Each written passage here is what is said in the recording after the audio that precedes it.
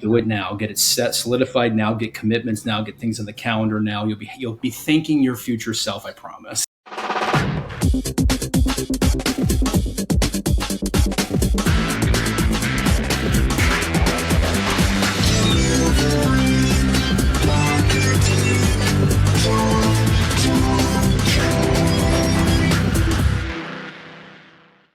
Hey there, and welcome to a brand new episode of Delivering Marketing Joy. I am your host, Kirby Hassman, and joining me today is a repeat rock star. He's a good buddy of mine. I'm super excited to dive in today. He's a director of strategic accounts for Alpha, Broder, Prime. Scott Loehrke, thanks so much for joining me, bud. Glad to be back, my friend. Yeah, absolutely. So, I thought we'd start kind of 10,000 feet, right? So it's been a tumultuous couple of years. I mean, maybe not for you, but for many of us, it's been a tumultuous couple of years, right? So what are some things you've learned over the past few seasons? That's a great question. I'm actually glad you asked, because it made me think about this for this morning and yesterday. And what I've taken from the last couple of years specifically is a do it now mentality, especially like right now. Right. It's been about a year since I've been back on the program, and we're all guilty of putting together really good ideas to launch a new year. And we get into that year, the minutia of the job takes over. Yeah. And those really good ideas we had with our customers that we were all on board for just got lost. And none of it's intentional, but it's the minutia of the job. Yeah. It feels like you got to have a do it now mentality. Starting right now. Right now it's December, right? So we're having a lot of great conversations with our customers about how we can grow business organically the following year. And we're putting things on the schedule now, right? To avoid getting lost and not getting things done like we plan to. So, that's been my big philosophy right now going forward, is having a do it now mentality, but also to prioritizing where you can be the most optimal and to get the best output for your time. By far, time is our most valuable resource. And there's a lot of things that pull us in a lot of directions. So for me, it's having the discipline and the willingness to accept priorities and live by those priorities. And the last time I was on this program, we talked a lot about delegation. And I think I've really worked towards that and made that a priority of mine. And because of that, it's helped me prioritize my day-to-day in a lot more of an efficient way to what's best for not just me, but for the business. Yeah, no, I love that. Do it now. One of the things I preach all the time is just put it on the calendar before you're ready. I will say to an assistant or whatever, hey, let's get an appointment with that person. Well, what do you want to talk to them about? I don't know yet. I don't know. But I know I should be meeting with them. And so that's good. Correct. Yeah. I mean, cadence is important.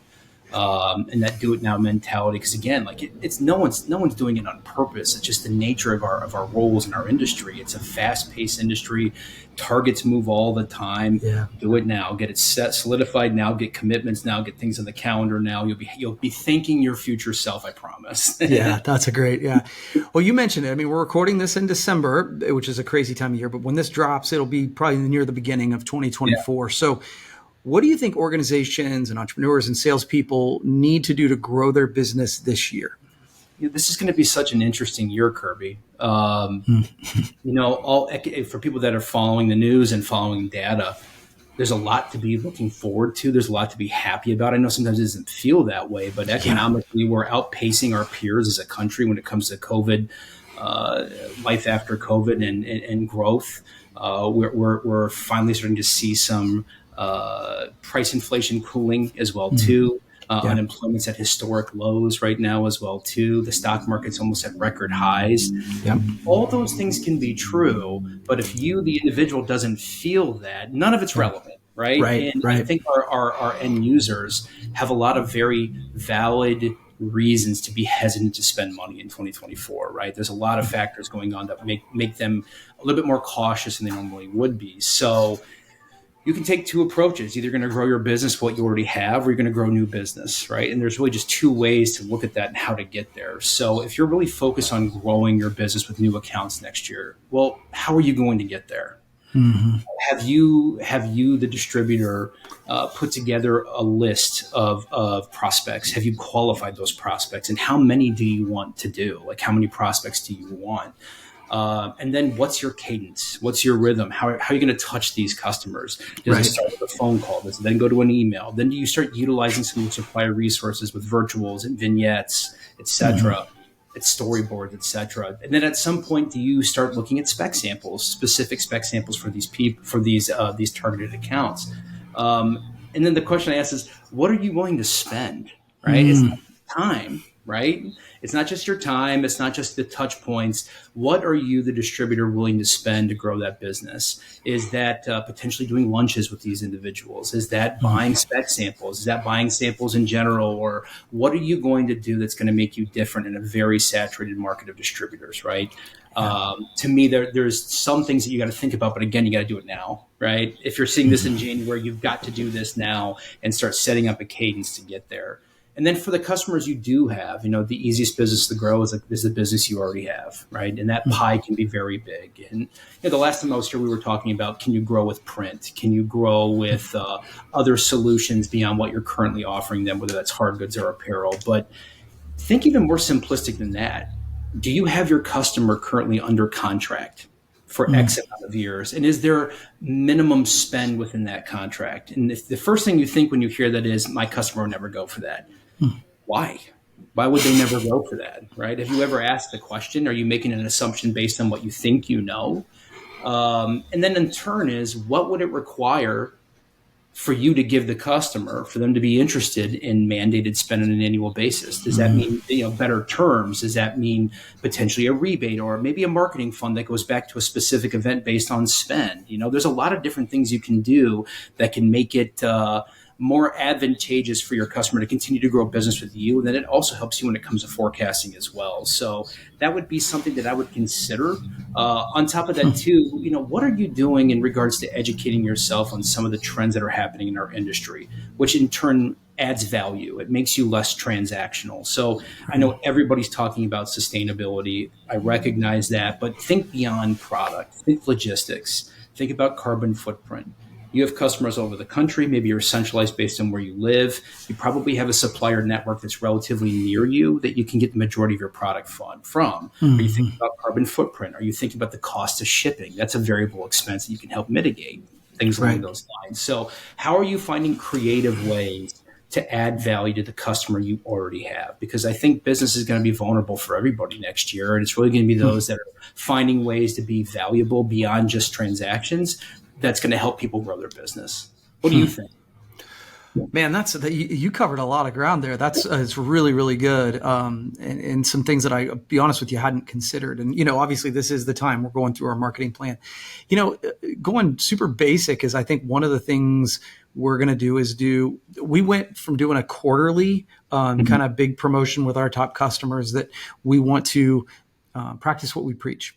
We want to do self-promo every single month, a marketing piece every single month. It's fascinating to me how people in our industry don't utilize the thing that we promote and we sell to promote their own business. So honestly, those are a couple sort of random thoughts to tap onto what you said. And what you said was gold. So I appreciate it. And it goes back to the do it now mentality. Because again, the minutia of the job starts to set in. It's halfway through the year. Where did we go with these initiatives? What do you have to put on the calendar right now to remind you on a monthly basis to prep for that monthly promotion? What are you doing right now to make that very turnkey for you in the future? Again, your future self is going to thank you for the work that you do now. I know right now we're very much in the heat of the holiday season. We're going to see some lull period here going into January. This is really valuable time to reassess, reevaluate, and execute your plans for 24. It's awesome. That's good stuff. All right, man. Well, we've covered a lot of ground already, but I want to get a couple more questions. So one thing I like to ask everybody is just kind of peek under the hood. Who are some people or organizations or individuals, whatever, that inspire you to be better? And what have they done to do that? Can I generalize? Of course. Yeah. Take an easy way out here, but our industry is what's motivating me to be better right now. And what I mean by that is, we've had a lot of great conversations about the resilience of our industry in a COVID environment, in a post-COVID world. And that's really inspiring in itself. But what I've appreciated over the last 18 months is what we've learned from the COVID experience. And a lot of what we have learned, I think, is operational efficiencies. And a lot of that comes into play when you talk about integration, for example. I think there's a lot of like-minded distributors and suppliers in this industry that are really, really focused on making our order processing more turnkey. Mm-hmm. And the best way for us to scale our business going into the future is going to be automation and, maybe even AI or just better technology in general. And, in some ways it was unfortunate it took COVID for us to really wake up and go, rescaling this business is going to be hard in a labor shortage environment, right? Right. But, it's taken a lot of customers and a lot of suppliers a lot of time and resources to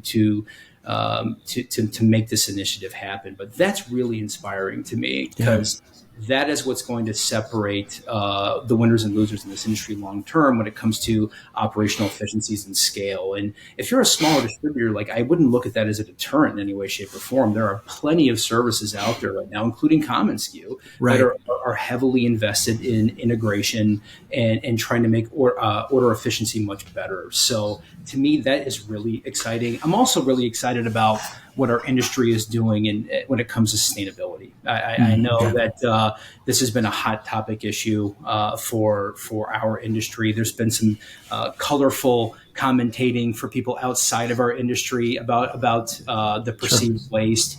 What's great about what we're seeing is, at least from our perspective, the majority of our lines now have some form of sustainable components in it. It's just becoming the norm instead of the exception. And that I'm really proud of. That inspires me as well to go out and sell the business. But, we're just a resilient group. We're a resilient group. And I always get really energized this time of year when I hear about some of the unique things that distributors are doing in the market to differentiate themselves and to provide value to the customers. So it's really you guys that get me up in the morning. It gets me excited. That's cool. All right, man. Final question. So we kind of referenced this. This is the beginning of the year that it often means goal setting, right? So I'm curious about this. Are you like a big goal person? Or are you an incremental goal person, and why? I am an incremental goal person, but I'm also a long-term goal person. Okay. Personal level, Kirby, I have a budget set up through 2027. Wow, this drives my life a little crazy. But it's true. We have budgets all the way up through 2027. I put the plan in place and then I take steps back to execute the plan. So that's what I do on a personal level. But for me to accomplish my personal goals, it has to intertwine with my professional goals, right? So it's the same mindset for me, right? I have my own professional goals. Of course, the company has her own professional goals, naturally. Now, if you're an independent business or you're a business owner, you have your own personal goals as well, too. But I set the plan and then I work backwards. And for me, it's not even goals. It's the plan. You execute the plan, right? This isn't a goal. It's a plan, right? So that's my big thing. Look, we love big opportunities. We love the whales, as they call those, right? But they're harder to forecast and even harder to anniversary. So I've always been a big believer, Kirby, in setting a foundation of success at the ground level and making the customer experience as optimal and as efficient as possible. And then growth organically comes with that, right? So there's a lot of bottlenecks in our industry. There's a lot of opportunities and there's a lot of options in our industry. So my focus is, what are we doing now to make the customer experience the best possible experience possible? Best possible experience possible. Mm-hmm. I was following you. And working backwards to get there. So I'm very much a integral goal person with long-term mindset. I love that. That's really cool. Well, Scott, this has been really fun. I appreciate you taking the time, and I think that you provided a lot of value to folks listening. So thanks, man. We'll have to do it again. Would love to come back. Thanks, Kirby. All right. Well, that's going to wrap up this edition of Delivering Marketing Joy. We'll see you next time.